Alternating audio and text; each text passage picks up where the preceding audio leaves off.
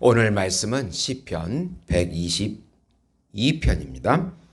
사람이 내게 말하기를 여호와의 집에 올라가자 할 때에 내가 기뻐하였도다. 예루살렘아 우리 발이 내 성문 안에 섰도다. 예루살렘아 너는 잘 짜여진 성읍과 같이 건설되었도다. 지파들 곧 여호와의 지파들이 여호와의 이름에 감사하려고 이스라엘의 전례대로 그리로 올라가는도다. 거기에 심판의 보좌를 두었으니 곧 다윗의 집의 보좌로다. 예루살렘을 위하여 평안을 구하라. 예루살렘을 사랑하는 자는 형통하리로다. 내 성 안에는 평안이 있고 내 궁중에는 형통함이 있을지어다. 내가 내 형제와 친구를 위하여 이제 말하리니 내 가운데 평안이 있을지어다. 여호와 우리 하나님의 집을 위하여 내가 너를 위하여 복을 구하리로다. 아멘. 예수 안에서 참복을 누리자는 제목으로 은혜를 나누고자 합니다. 사랑하는 성도 여러분, 우리는 복을 많이 말합니다. 그리고 복을 많이 누리고 싶어 합니다. 주로 사람들이 말하는 복은 모든 것이 잘 되고 건강하고 원하는 대로 모든 것이 잘 풀리는 그런 복을 말합니다. 또 그렇게 해서 행복을 원합니다. 짐승이 먹는 것을 쫓아가듯이 본능적으로 먹을 것을 쫓아가듯이 인간은 행복이라는 것을 본능적으로 쫓아가는 그런 존재입니다. 사람들은 모두가 행복을 원하고 행복한 삶을 살고 싶어 합니다. 그런데 성경은 참 행복이 하나님과 함께 하심이라고 오히려 말합니다. 구약에서는 하나님의 백성됨을 행복이라고 말하고 신약에서는 하나님의 자녀됨을 행복이라고 말합니다. 참 행복이라고 말합니다. 이 둘은 같은 개념입니다. 하나님의 백성이 된다는 말은 하나님의 자녀가 된다는 말은 하나님이 함께 하신다는 것이고 그것이 생명이고 영생이라는 것입니다. 하나님은 생명이시기에 우리와 함께하면 생명을 누리게 됩니다. 우리가 어떤 환경에 있어도 예수님이 함께 하시면 그것이 바로 생명을 누리는 것입니다. 예수님의 말씀과 영으로 통치받을 때 참 복과 참 평강을 누린다는 내용입니다. 우선 하나님의 말씀과 영의 인도하심을 받아 하나님을 만나는 기쁨을 누리자. 시편 120에서 134편은 이스라엘 민족이 성전에 올라가면서 부르는 노래 모음집입니다. 이스라엘 성인 남자는 해마다 3번씩 6월절, 77절, 장막절에 성전에 올라가 예배를 드려야 합니다. 다윗은 성전 건축을 준비했지만 그의 아들 솔로몬 왕 때 완공이 됩니다. 그러나 다윗은 성령의 영감으로 미리 성전 건축을 바라보고 모든 12지파 백성들이 그 성전에 올라가서 제사를 드리는 것과 또 그 법궤가 안치되어서 하나님의 통치를 받는 그것을 영감으로 보게 되고 이 시를 지은 것입니다. 예루살렘으로 가는 여정에서 기쁨으로 성전 문 앞에 당도합니다. 많은 순례자들과 함께 기쁨을 누리며 아름답게 건축된 성전을 바라봅니다. 얼마나 잘 짜여진 아름다운 성전인지요. 마치 여호와의 백성들이 예수 이름을 부르면서 교회에 들어가는 모습을 보게 됩니다. 저희 교회도 아프리카 시에리아론에 마베라 예수 목장교회를 하나 세웠습니다. 그 성전에 세워진 그 빈 공간을 볼 때도 참 뿌듯했습니다. 하나님께 영광을 올렸다는 그 기쁨이 있습니다.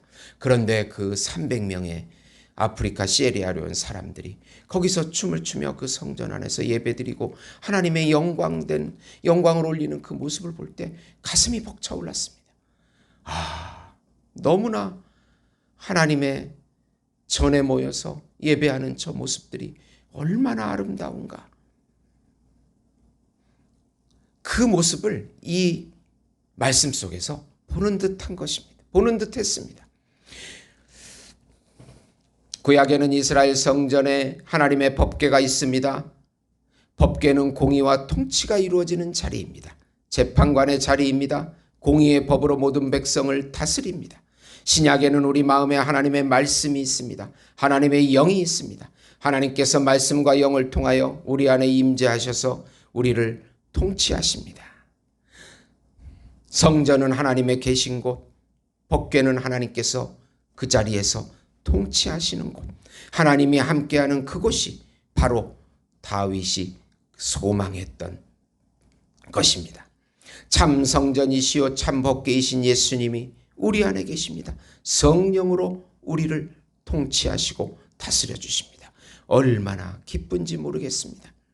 두 번째, 예수님이 임재하는 그곳에 영원한 평강과 영원한 안식이 있습니다. 예루살렘 안에 성전이 있는 그곳이 하나님의 임재가 있습니다. 하나님이 계신 곳이 평안과 형통을 누리는 곳입니다.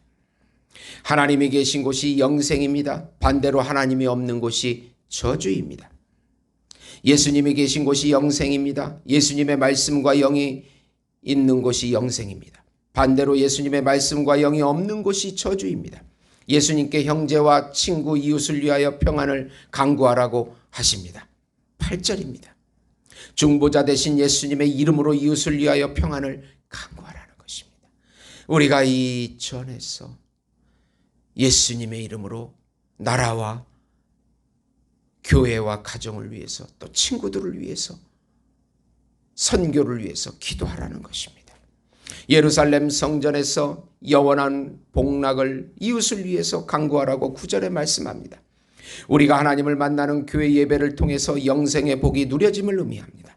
더 나아가 예수님의 재림을 통해서 순례의 여정이 맞춰지고 영원한 복을 영원히 하나님의 함께 하심을 누리게 됩니다. 참 행복은 예수님께 구하여야 합니다. 다른 우상의 집에 가서 구하면 안 됩니다. 참 복은 예수님의 말씀이 우리 안에 영으로 새겨지고 통치될 때 누려지는 것입니다. 하나님의 영이 조명하여 우리를 통치하시고 다스리십니다. 하나님의 통치가 있는 그곳이 영원한 복을 누리는 자리입니다. 참 축복은 바로 우리 안에 있습니다. 하나님의 말씀과 영으로 통치받는 그곳이 바로 축복의 자리입니다. 예수 안에 있는 것이 바로 축복입니다. 행복입니다. 예수님께서 우리 전부가 되어주시기 때문입니다. 예수님이 우리 음식이 되어주시고 우리의 의복이 되어주시고 집이 되어주시고 친구가 되어주시고 부모가 되어주시고 자식이 되어주시고 빛이시고 생명이 되어주시고 요새시고 반석이 되어주시고 환난 날에 피난처가 되어주십니다. 이 4차 혁명 시대의 불안한 이 위기의 시대에도 우리를 지켜주시고 돌봐주시는 예수님이십니다.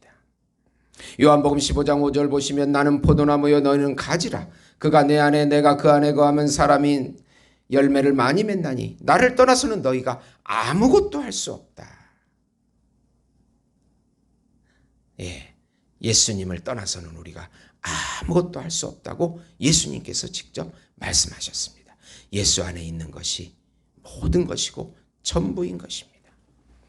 기도하겠습니다. 하나님 아버지, 예수 안에 있는 것이 우리의 행복입니다. 예수님이 우리의 전부이시고 모든 것입니다. 날마다 매 순간마다 이것을 깊이 깨닫게 하시고 어떤 환경에서도 이 진리를 굳게 붙잡고 살아가게 해 주시옵소서. 예수의 이름을 부르게 해 주시옵소서. 우리를 괴롭히는 더러운 영들은 다 떠나가게 해 주시옵소서. 예수님 말씀과 영의 지배를 받고 성령의 9가지 열매를 맺게 해 주시옵소서. 예수님의 이름으로 기도드리옵나이다. 아멘.